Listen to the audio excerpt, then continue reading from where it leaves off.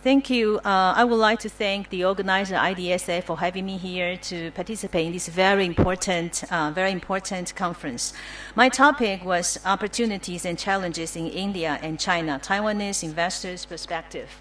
And since much has been said, trying to comparing China and India in terms of their economic development and also other aspects, I would like to focus more on the global value chain. And also, since I'm from Taiwan, I'm the only speaker from Taiwan, I feel I'm obliged to bring to you Taiwan's perspective on this issue. So I'll talk about India and China in their participation in global value chains, and also why most Taiwanese companies choose to invest in China instead of India. And to follow by this, I would like to suggest some policy issues to be reviewed by the Indian government if India wants to have the global value chain to work in this country. And the last part will be conclusions and recommendations. Okay, so this table shows you how India compares in China in terms of GDP and trade. I won't go to the details of this because much has been said.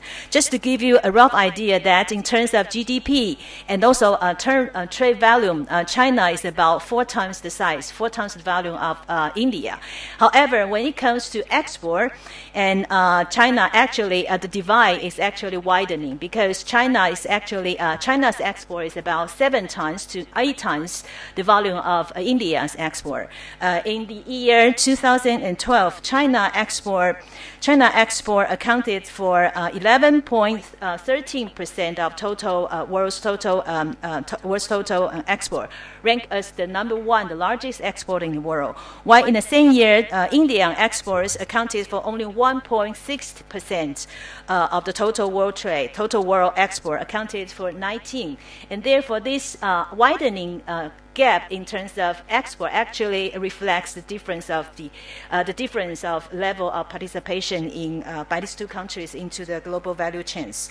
And this is the comparison of the foreign direct investment, the FDI, in these two countries, and also. The FDI inflows into China was about 4 times the volume of FDI inflows into India, and this also happens with the inward accumulated FDI stock. So you can see that in the past years, actually China has attracted 800 some billion US dollars FDI stock. However, India has only attracted like 200 some billion US dollars. And also India and China are investing around the world. However, China is much aggressive investor in the world. Actually, last year, in the year 2012, China is already the third largest investor in the world. However, Indian companies are much hesitant in going around the world to invest. So this shows you the trend over the past 3 decades of FDI stock of India and China. You can see that there are positive correlations between inward and outward FDI by these two countries. That means that when India and China begin to receive more FDI from the world, their companies are also beginning to invest in this world. And this figure shows you FDI flows of India and China in individual years in the past 3 decades. You see from the red lines there, and there is actually positive correlation between China's inward FDI and also India's inward FDI.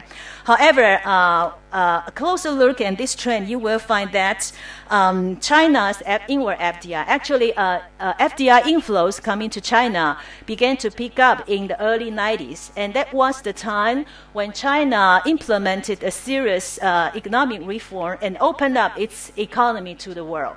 And that was also the critical time that production networks and also value chains begin to further integrate in East Asia and also Southeast Asia.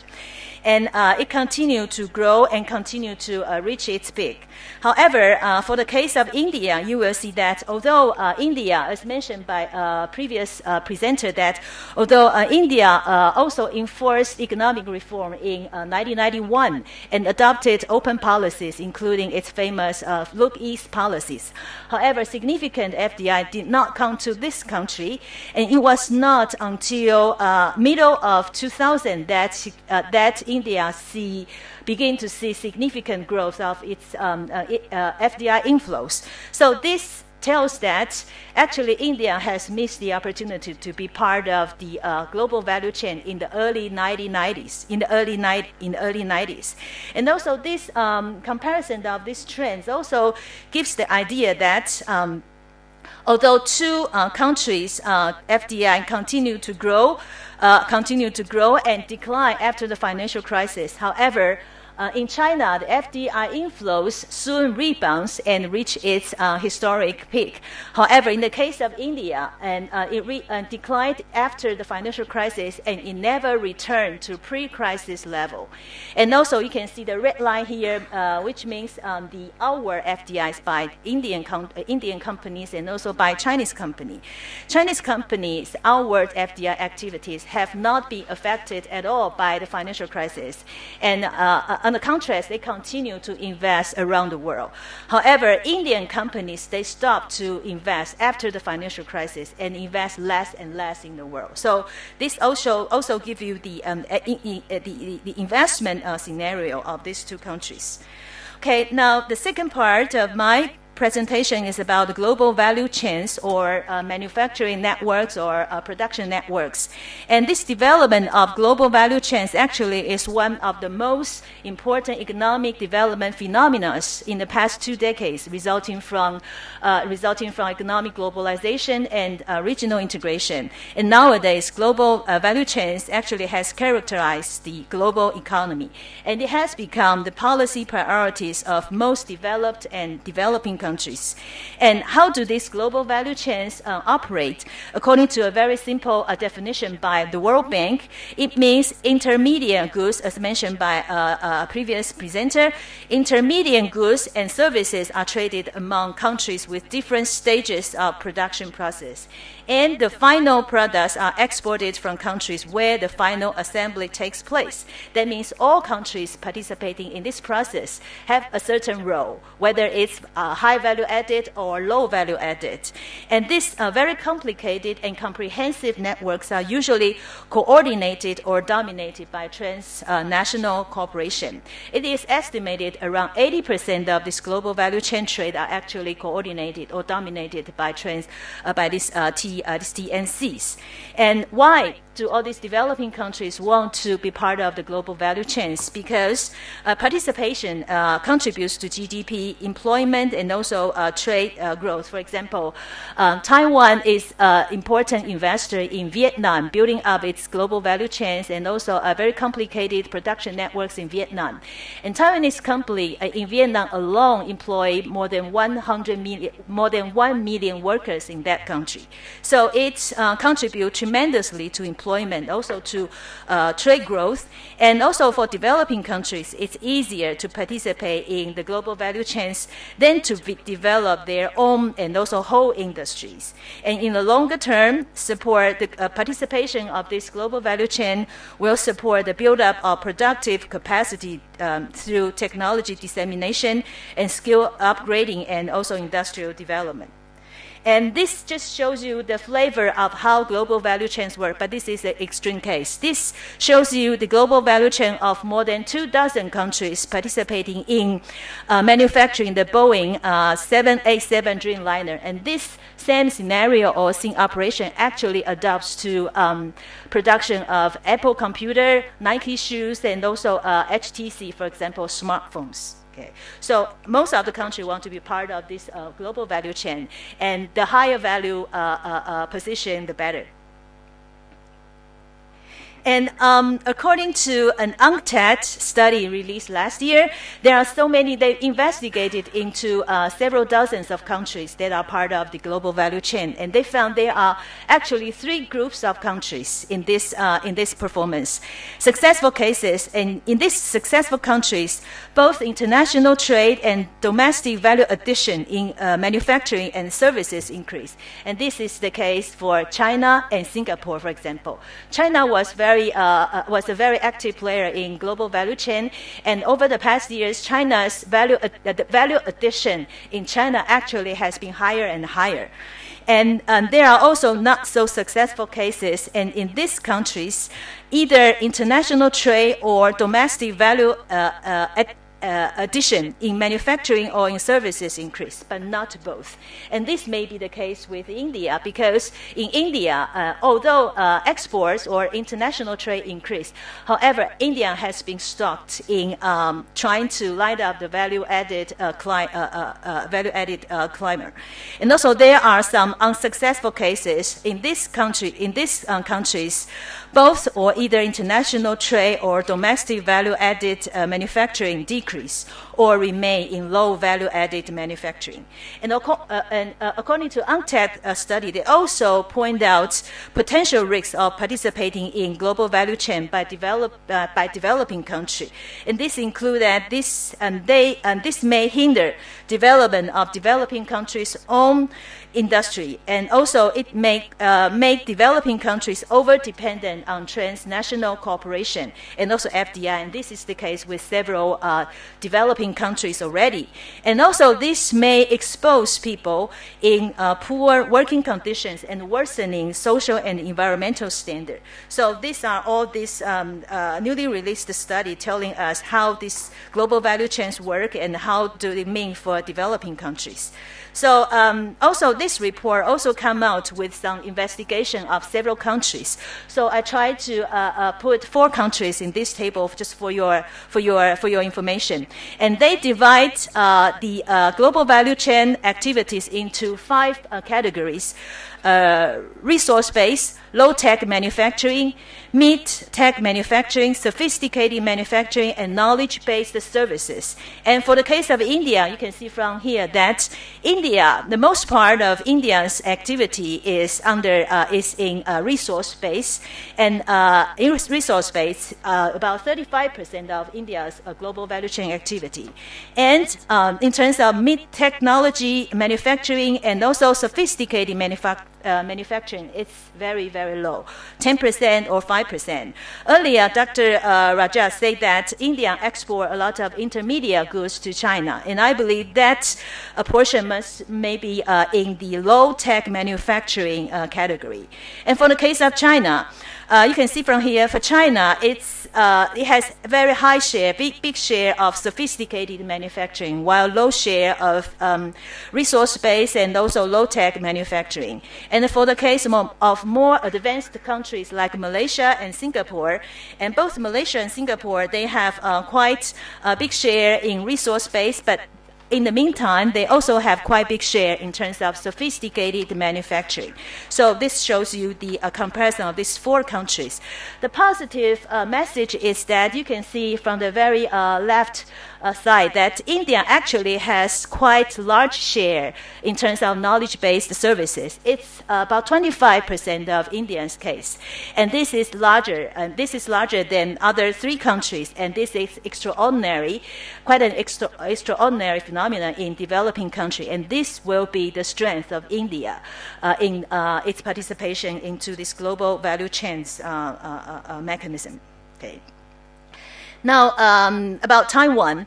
Taiwan has been very active investor in this part of the world. Taiwan has a very small population. It's only 23 million people, and due to scarce resources and increasing labor costs, Taiwan has been relocating most of its manufacturing operations since the 1980s, while leaving R&D, financial, and also high-end manufacturing at home.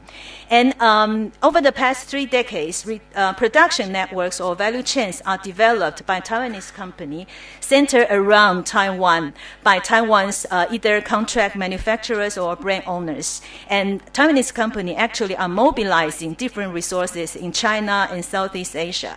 And they are now very active in the global value chains of textile and garment, footwear, electrical and electronics, and also ICT. It is estimated informally that Taiwan's direct and indirect investment in China will reach $300 billion, and its FDI in ASEAN countries will reach $100 billion, and also this huge money has contributed to China's and ASEAN countries' participation in the global value chain.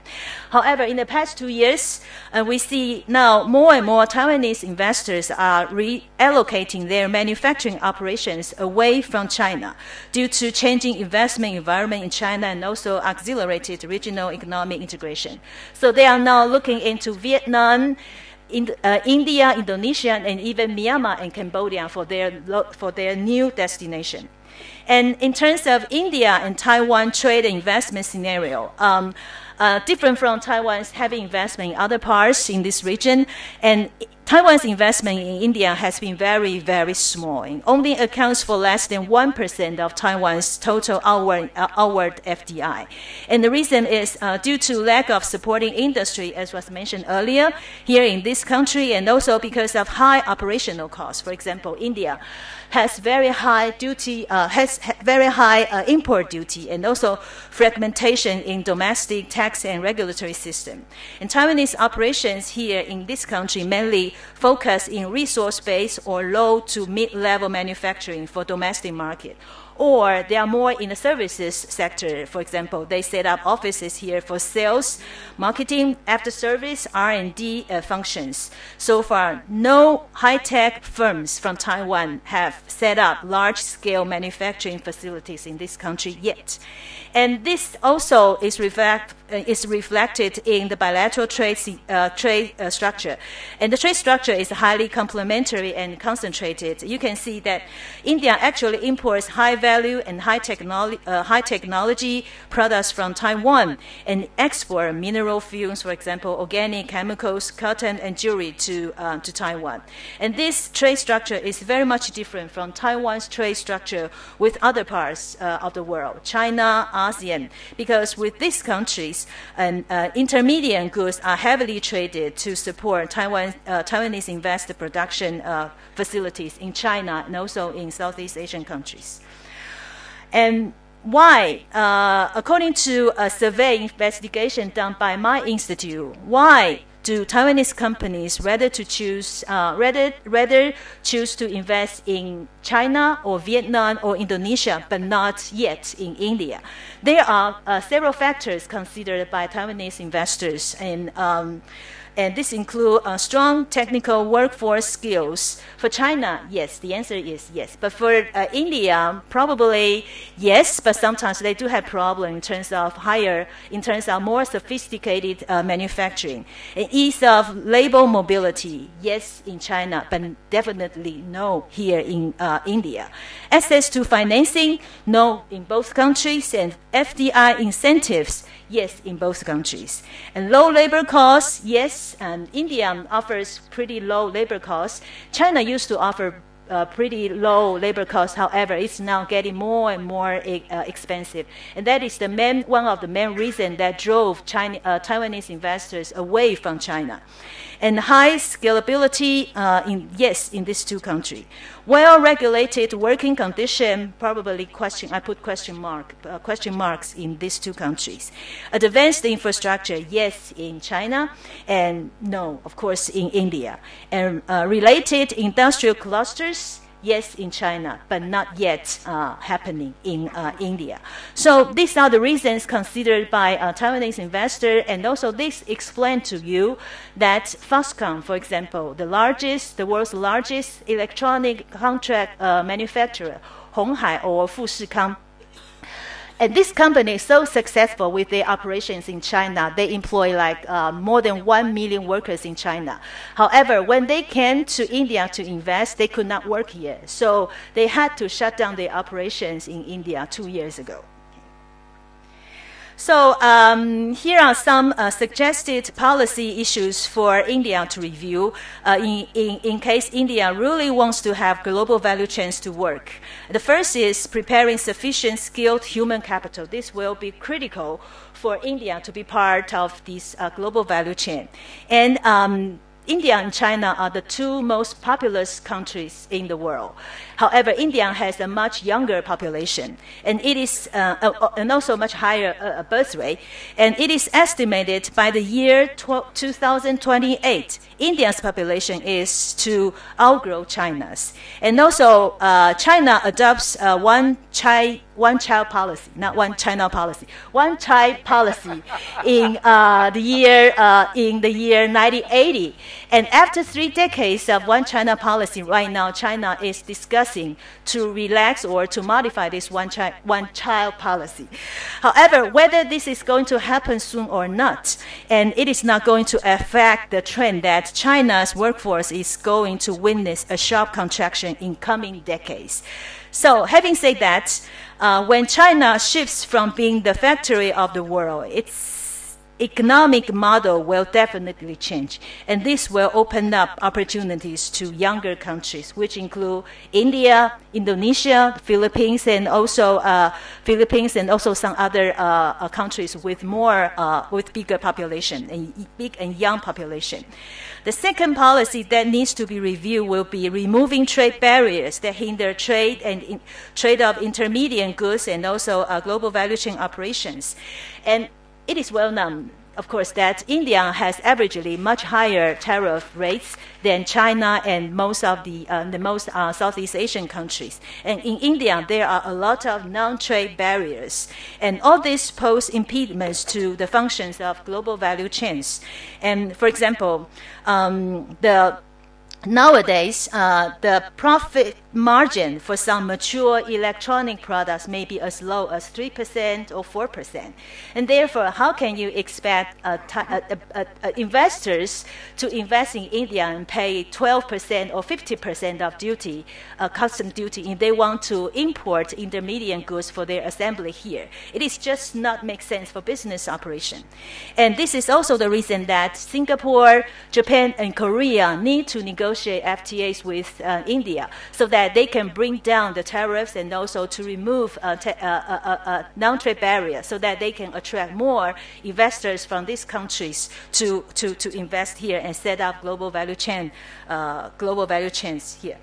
And the third policy area will be creating supportive business climate and encourage industrial clusters in this country. And this include well-managed and controlled inflation, for example, currency, FDI incentive, introduction of corporate social responsibility, and the improved infrastructure. And also this includes trade and investment facilitation. Okay, the red tape is just not going to work for transnational cooperation. And also India needs to encourage setup of industrial clusters. And for example, to have integrated electronic industrial parks, as mentioned by Dr. Rajat along this new Delhi and Mumbai corridor will be very critical. Okay, so this just shows you that the CPI, the Consumer Price Index inflation in these two countries. So the up is India. So very high inflation over the past decades. However, in the case of China, it's always controlled under 5% in the past 10 years. And this is CPI inflation in the past 12 months in India and also in China. So again, India, very high and very fluctuating, but in the case of China, much better control than the case of India. So with this very high inflation rate, it's not just going to work for business operators. So the final part, conclusions and recommendations. In India, definitely India and China's growth momentum is critical to the continued recovery in Western economies and stronger performance in developing countries. China is taking a policy shift which may change its economic model. And India at this moment needs to maintain sustainable growth and to grab the opportunity to be part of a new factory of the world or factory of Asia. There are, of course, other competitors, Indonesia and some other countries. Yeah. And development of global value chain is important, but other policy choices may also exist for developing countries. And for successful operations of global value chain, it has required conditions, which include infrastructure, favorable trade in FDI policies and regimes, and also abundant and skilled workforce. And just to consider the positive thing for India is right now there are increasing concerns in China. For example, the rising wages in China, and also some companies, particularly high-tech companies, are worried about the intellectual property protection in China. It is said it's much better here in India. And also there are some national security concerns. For example, India would not allow Huawei, the largest telecom company from China, to operate telecom systems in this country. So all these concerns about China are just the opportunities for India. Okay. And economic integration in the Asia-Pacific region is accelerating. The negotiation of the RCEP among 16 ASEAN and its 6 FTA partner countries will be concluded by the year 2015.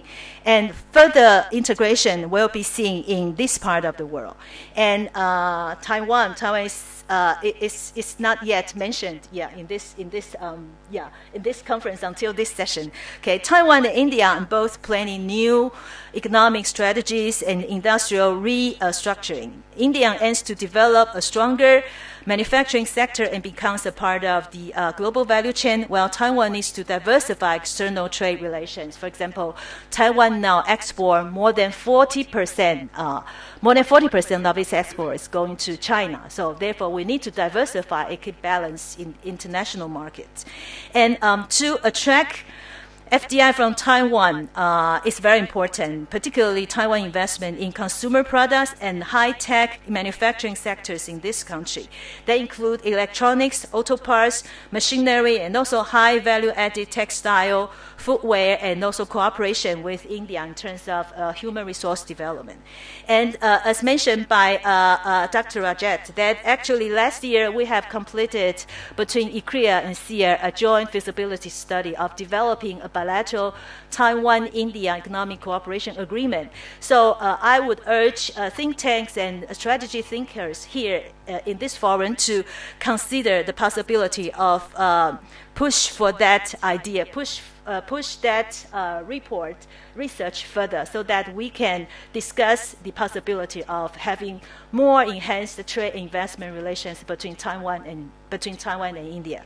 So with that, I conclude my presentation. Thank you very much.